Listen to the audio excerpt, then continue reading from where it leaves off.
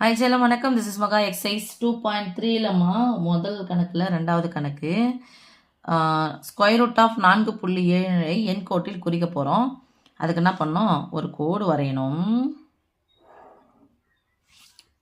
இதான் கோடு, ரெண்டு பக்கம் அம்புக்குறி போட்டிருக்கணும். ஒரு கணக்கு போட்டோன்னானே தெரியல, அப்புறம் போட்டிருப்பேன். இதில் எண்களை குறிக்க போகிறோம். அது எண்களை குறிக்கும் போது என்ன பண்ணோம்னா 0லேருந்து ஸ்டார்ட் பண்ணுற மாதிரி வச்சுக்கணும். இங்கே என்னது 4 இருக்குன்னா 4 தாண்டி 5 வரணும். நமக்கு 4.7 இருக்குன்னா 5.7 வரைக்கும் குறிக்கணும். அதுக்கு முன்னாடி நம்ம 0வா குறிச்சிட்டு போயிடலாம். நம்ம புள்ளி மட்டும் கரெக்டாக பார்த்துங்க, இது 0. அதுக்கப்புறம் பாருங்கள் மிஸ், மற்றதெல்லாம் ஒரு சென்டிமீட்டராக குறிக்கணும் அவசியமே இல்லை, அழகாக போயிடுங்க. 4.7 4 தாண்டி 7வது புள்ளி 4, இதுதான் 7வது மில்லிமீட்டர். பார் சாமி, 1 2 4.1 4.2 4.3 4.4 4.5 4.6 4.7. இதில் ஒரு பெருசாக பாயிண்ட் பண்ணிங்க. சென்டிமீட்டர் குறிக்கணும் அவசியம் இல்லைப்பா, நம்ம கொடுக்குற அளவு தான் முக்கியம். ஓகே, அதுக்கப்புறம் அதுலேருந்து ஒரு சென்டிமீட்டர் எக்ஸ்ட்ரா போகணும். அப்போ 4.7 கூட 1 கூட்டினா எவ்வளோ வரும், 5.7. அப்போ இதுதான் 5 நீட்டு கோடு. 5.1 5.2 5.3 5.4 5.5 5.6 5.7. அவ்வளோதான் சாமி. இப்போ இது பேர் என்னான்னு குறிக்க போகிறோம், நம்ம ஏ, இது பி, இது சின்னு குறிக்கிறோம்.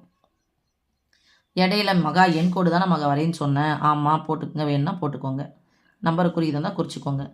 இது 2 1 2 3 4, மற்றெல்லாம் சின்ன சின்னதாக போடணும் சாமி. இது 5, இது வேணால் 6ன்னு வச்சுக்கோங்க. இது 0 1 2 3 4 5 6. நான் எவ்வளோ சின்னதாக எழுதியிருக்கேன் தெரியுதா சாமி?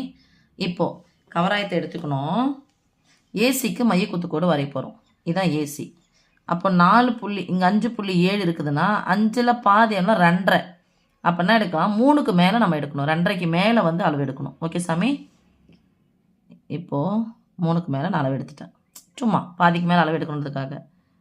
மேலே ஒரு வில்லு, கீழே ஒரு வில்லு. அளவை மாற்றாமல் சீல ஊசியை வச்சுட்டு வரைஞ்ச வில்லு என்ன பண்ணணும் சாமி, வெட்டணும். வில்லு, இங்கே ஒரு வில்லு. ஓகே, இப்போது இதை மைய குத்துக்கோடு இணைக்கிறோம். நான் எது நல்லா பாருங்கள் சாமி, இந்த 2 வீட்டிலும் வெட்டிச்சா ஒரு புள்ளி குறிச்சிருங்க, அழுத்தி ஒரு புள்ளி குறிச்சிருங்க.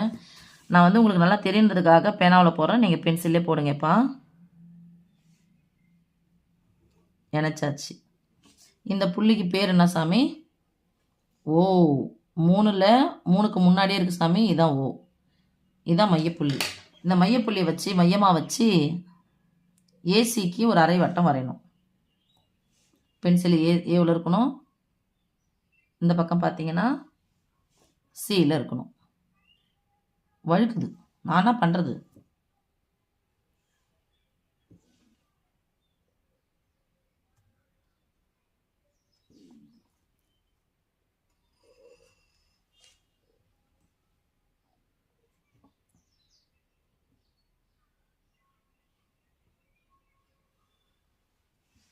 ஓகே சாமி, இப்போது அடுத்த ஆன்சர் போயிடலாம்.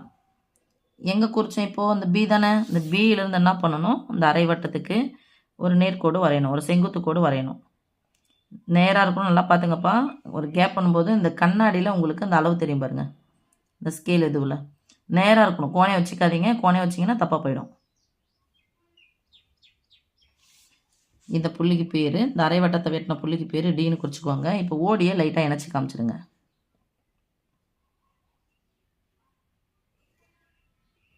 செங்கோண முக்கோணம் பித்தாகரஸ் தேற்றம் பயன்படுத்தி இதை கண்டுபிடிக்கலாம் அப்படிங்கிறதுக்கு இதுவு. ஓகே, இப்போ இந்த பிடி தான் யார் சாமி, ஸ்கொயர் ரூட் ஆஃப் 4.7. இப்போ அளவு எப்படி எடுக்கணும் பாருங்கள். இப்போ 0 அங்கே வச்சுட்டு இங்கேருந்து எடுத்து போனீங்கன்னா ரொம்ப மைனூட்டாக வரும்.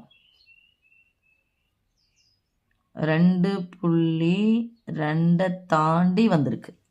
ஓகே, தெரியுதா சாமி, 2.2 தாண்டி வந்திருக்கு. ஓகே, தேங்க்யூ சொல்லும். அவ்வளோதான்.